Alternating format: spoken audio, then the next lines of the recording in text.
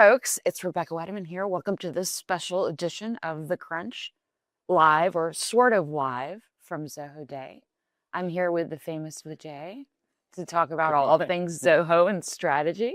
We had a good day yesterday, a lot of things that we went through and talked about, but I'd love to kind of drill down a little bit on some of the things you talked about yesterday around Zoho's growth, but also around sort of the cloud risk, AI risk sort of pendulum that we're seeing swinging. So maybe we can start with a little bit. You went sort of region by region yesterday talking about growth for Zoho, which was great. But for people watching, maybe you can talk a little bit about sort of how growth has been, because obviously we've known each other for a while. Yes. But how Zoho is feeling growth by region and some of the kind of exciting areas that you're looking at for 2026. Yeah. Thank you, Rebecca. Good morning, and thanks for the time with you.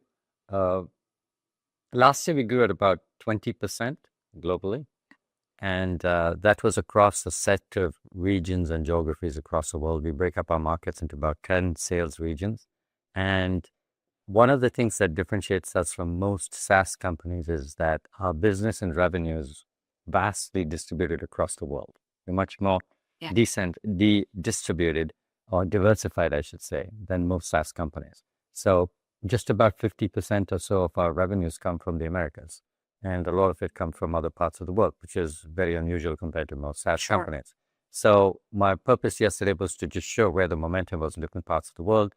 Our fastest growing areas are actually all in the developing world. Middle East and Africa and India are the fastest growing regions for us. We're growing well in other regions too, but an emphasis over the last several years has been in these regions because we feel they've been underserved or improperly served by SaaS providers, by the traditional SaaS providers. Mm-hmm. Yeah, so certainly diversifying is an interesting piece. And one of the things that you mentioned yesterday about the growth strategy in some of these developing places that you price in local currency. Yeah. That's going to be an accounting nightmare. Yes, I mean, we don't, yes, in some countries, when you want to show your commitment to a region, sometimes it has to go beyond just putting your products there, flying in, doing a presentation and getting out. So you've got to put some roots in the ground. You have to show there's an investment in the country. Sometimes that means you put in data centers. Yep. Sometimes that means you have people on the ground. Sometimes that means you price in a local currency. And that's a risky thing to do for a lot of companies, because now you wind up absorbing the currency risk, or you got to hedge against it in some way. But that shows a long-term commitment to the market. So it says that you're looking here you're pretty confident you're going to be good in 10 or 15 years' time, and you're willing to take that risk up front. So in some ways, when somebody leaves a vacuum without doing that, it's an opportunity for us to get in and do that. So you have your own sort of arbitrage office that's managing all the I'm currencies. sure we do a lot of corporate hedging. Yes. No, but it's interesting because it's showing a commitment to those markets and those customers in a way that a lot of your competitors aren't. Yes, that's fundamentally what it is, because then the local businesses realize you're here to stay. Because you've got you've set up a data center in some places, and you've actually pricing the local currency. They know you're here to stay, and then it allows us to build deeper relationships into that region. Interesting. Including with like governmental agencies and so on. But a lot of times you're working with semi-public or private-public partnerships, and then they want to see that kind of commitment. Mm-hmm. And in Europe as well, I was talking to Manny last night about Germany and that being an interesting growth market for you guys too. Yeah, we've been in Germany for a good long time. In Europe for a good long time. Sure. Germany and the UK are our biggest markets in Europe, and we've been expanding a lot. Our traditional entry into Europe was like many other companies. You start with the Western economies. Now we're moving a lot more in the East. We're opening an office in Poland. We are opening an office in Italy this year, and there's a lot more movement towards Eastern Europe as well. And so we've seen business spread beyond the traditional France, Germany, UK kind of countries. So we have a lot of business now in Spain, and so in different parts of Europe are also opening up to our business.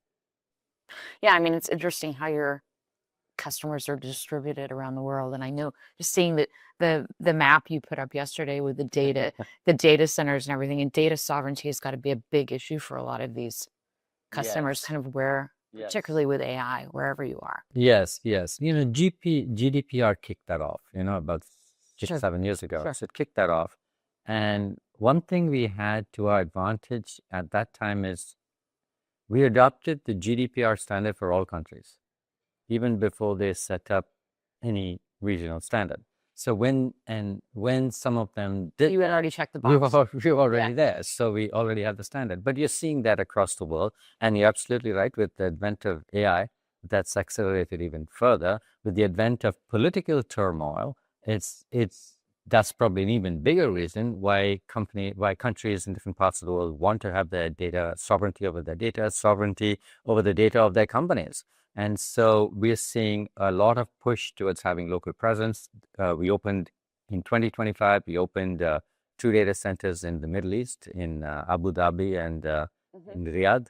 And those were both fundamentally because Middle Eastern countries wanted their data in their region. And this trend is going to happen across the world. We're seeing it in South America. We're seeing it, and we even see it in Africa. So we're seeing it in all parts of the world.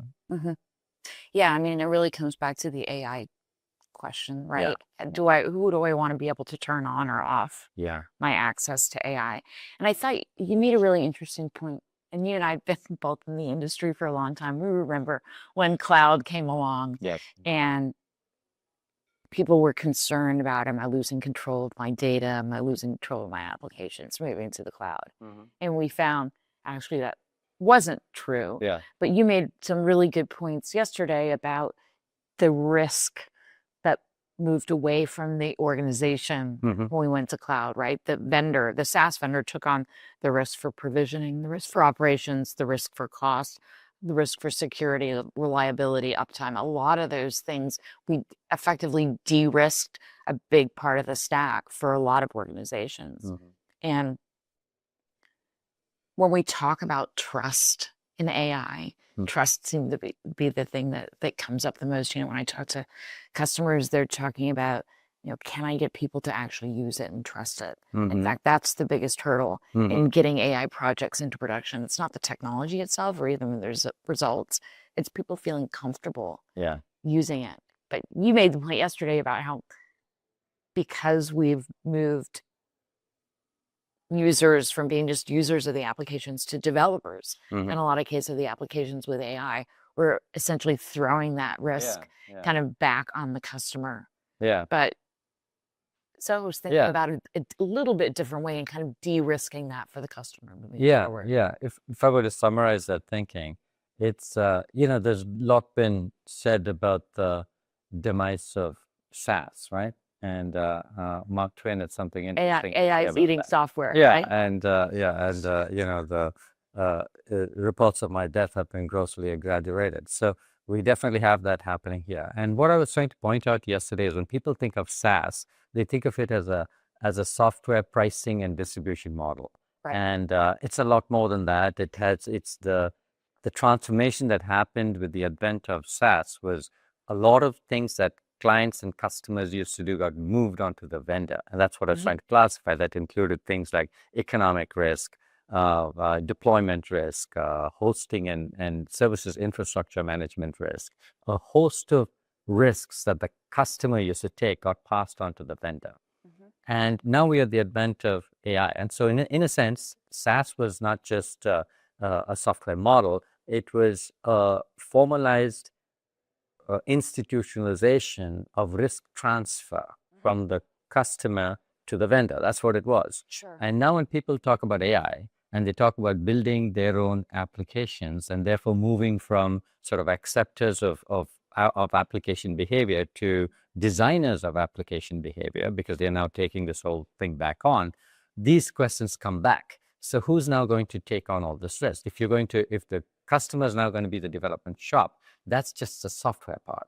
So in some ways, you've taken that on and you've got all of this other risk, and you're going to add more risk in the world of AI, because now you're looking at things that you're looking at agents, which have agency. And data and permissions. Yeah, you're looking at permissions, data, you're looking at all of these things. Not only do you take on the traditional risks that you had handed over to the vendor, you're now taking on these new risks. So the real question is, without necessarily passing an opinion on it, is are customers, which type of customers are ready to do that? Have they thought through that? Or at least have people commenting on the depth of that model thought through where this risk is going to be absorbed?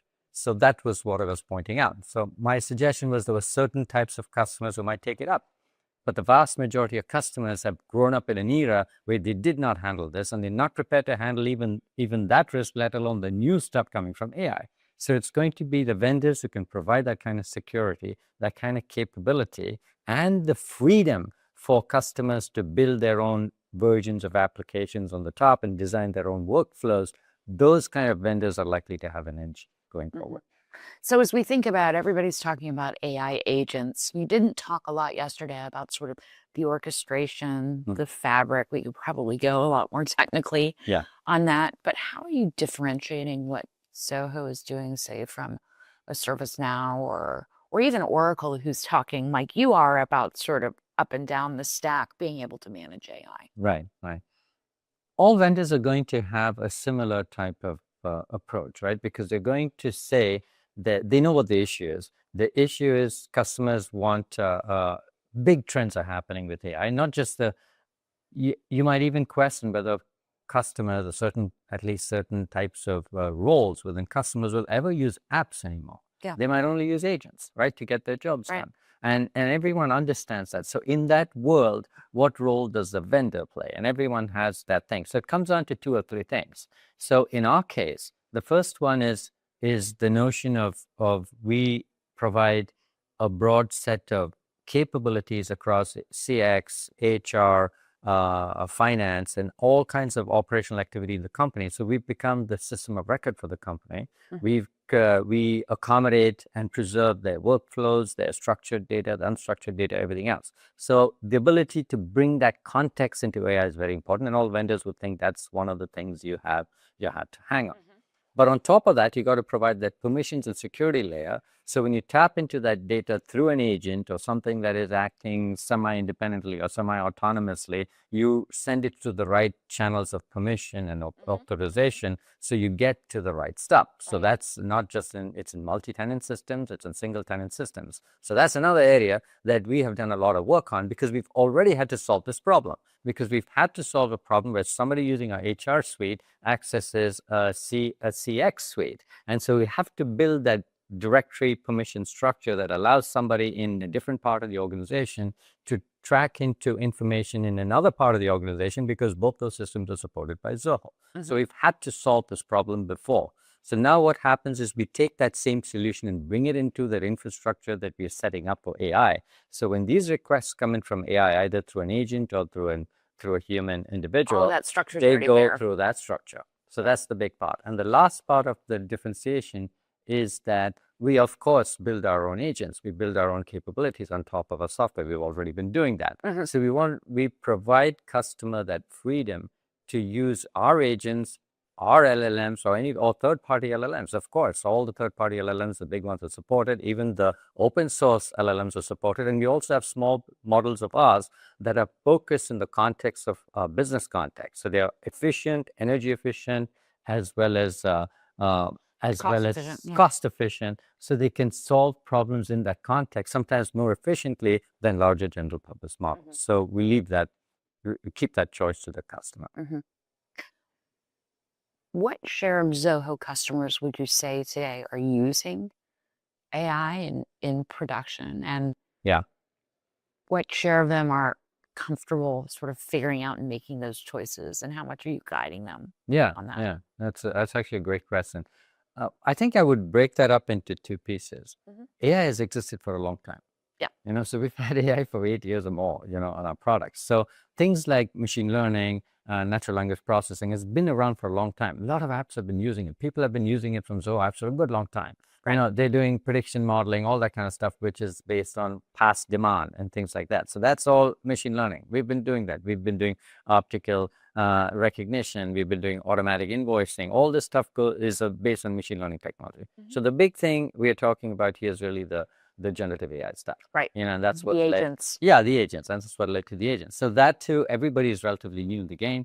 So we have many of the same things that customers talk about, like things that help agents that can help you in the sales process and the marketing process, the same types of various tools that people are building in agents. So I would say the usage of AI on the platform is relatively high. I don't know if I can put a percentage on that. I wouldn't even know how to do it, whether it's customers or usage on which way. Yeah. So, but I would say that the people actually using agents is a smaller percentage. And that would be some of the mavericks in place. So today what we do is to give people that kind of the security that they're working within within a structure where they're safe. It's based on our own apps, and we tell them when they go and use an LLM outside, we tell them you're actually using this under your permissions or your authorization of an external LLM, and we let the customers know that. But we give them an option, for example, to use one of our small model LLMs to query their data, so they have that option. So we do have. I do expect that this will explode. This technology is moving so fast that I do expect that next year when we have this conversation, a lot of people are probably using only agents, to run their business, and they've forgotten about the apps.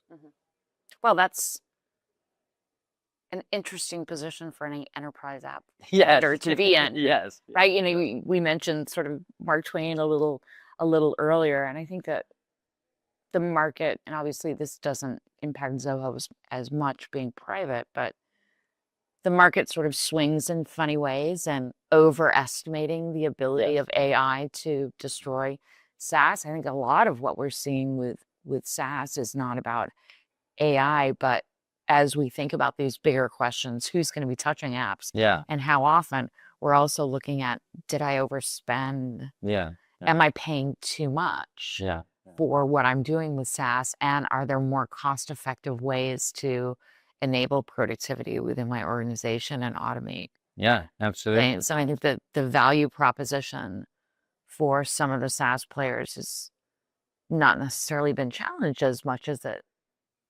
should be. And I think between economic uncertainty and what's happening with AI, everybody's saying sort of, what is my annual subscription? I mean, I know we are looking at like, what are we spending on software? For sure. And I think that's got to be something a lot of customers are thinking about. But as you move into the enterprise space more and more, what do you say to the organization that says, yes, I have a lot of tech debt. Maybe I'm spending too much for software in certain areas, but I'm not ready to move completely to Zoho. Like, what's the plug and play story for those folks that may be only looking at a piece of the suite? Right. Let me just touch on the point that you made a bit earlier. Yeah. The focus on whether software SaaS models are relevant come from what's most visible. The most visible thing is that all of a sudden people can write software who are not programmers, right?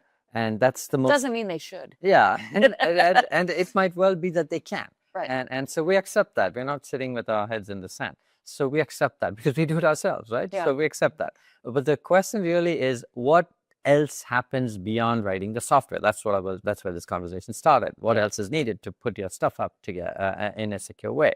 The other piece is, to put this in economic terms, I think what's happened is the marginal cost of writing software has gone to practically zero, but the marginal cost of compliance has shot up, and a company has to deal with both. So in economic terms, you can't focus on this and say this cost has gone and this cost has gone up. So who is capable of handling this cost and managing that risk? That's a big question for us.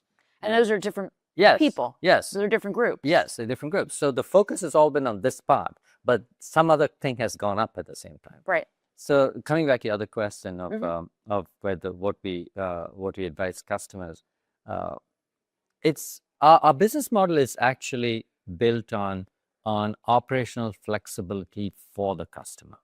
So in other words, we have a broad suite of products across a lot of categories. Like I said, in customer experience, CRM, support, marketing, all those kinds of applications, HR stuff, finance stuff, productivity, collaboration, all those kinds of things. So the customer has the flexibility to engage with us in any of those suites and at any level, sometimes even through individual products. We have very large companies in the world who just use Zoho projects, right? Mhm. And over time, they might look at and see, hey, there's a suite here that makes more sense. So that discovery process, we leave it to the customer. They find out so they can come in at a product level, at a suite level, within a functional area. But the advantage we have is once they come in, discovery is easier. And so there's no necessity for us to kind of push that agenda Okay. ahead of when the customer is ready. So we're not worried about that. We're just worried about exposing the customer to what we can do and then get them to expand into the suite in the way it makes sense for them. But don't they have to really expand into the suite to fully take advantage of AI if we think about the data and context? Yes, you make a good point. So if, for example, if they're using AI in the context of say, let's make it a bit concrete. Let's say they're talking about AI in the context of their customer. So their customer data is in multiple places, right? It's in the email, it's in Right. conversations, in Click, which is the equivalent of our Slack. It's in the CRM. It's in the ticketing system, which is Zoho Desk. It may have been in the marketing system and so on. So it's in all of this. Right. So if a customer actually subscribe to all of this, they get a full, to use the cliche, a 360-degree view of that customer, right from when they were solicited in the marketing process and all the way through everything they've done with us, both structured and unstructured stuff, conversations and everything else. So you get the richness. In fact, I'm using that myself to learn something about Zoho customers. And I can see the huge value of that if our customer does exactly what I'm doing. And but on the other hand, if they just use CRM, they will still use the AI capabilities within that suite, but it's constrained by the window of engagement you have with the customer. So the more of the suite they use, the more value they're likely to get from AI. Yes, and actually AI is going to unlock the value of the suite now. Yeah. Well, I know we have just a few minutes left. So normally we do crunch time, and normally Patrick is here to ask the questions, but he's not here today. So I'm going to answer very good on behalf of Patrick. So what's the most overused word? Well, it has to be AI. Of course. Yeah. Of course. Perfect. Who is your favorite superhero? Mahatma Gandhi. I don't even know how I can even address that one. That's great, though. I guess I wasn't born here. So.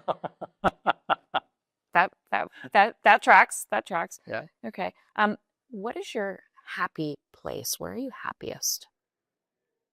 Reading or writing. In a cafe, especially talking to strangers. What are you reading these days? I'm actually learning Italian, so I'm reading books in Italian. Oh, because you're going to open the Italian office. No, I don't know if I'm going to open it, but I'm learning the language, so that's one of the things I'm reading. Okay. Most recently, I read a book. It was I'm trying to remember Dalrymple. Dalrymple. He's a Scottish writer who writes about India, and it's called The Golden Road. It's a fantastic book on the history of India between 200 BC to 1200 AD. And it's a fabulous book. He's uncovered things that nobody has ever talked about. Interesting. Yeah. Interesting. And what talent do you wish you had? A musician. Somebody who can just belt out a saxophone. Yeah. Excellent. Well, this has been great. Vijay, thank you so much for taking the time and chatting with me and sharing with us your thoughts on the strategy for Zoho and AI moving forward. It's always great to catch up with you. Thank you, Rebecca. I appreciate the time as well. Thanks, everybody, for joining. We'll see you next time. Thank you.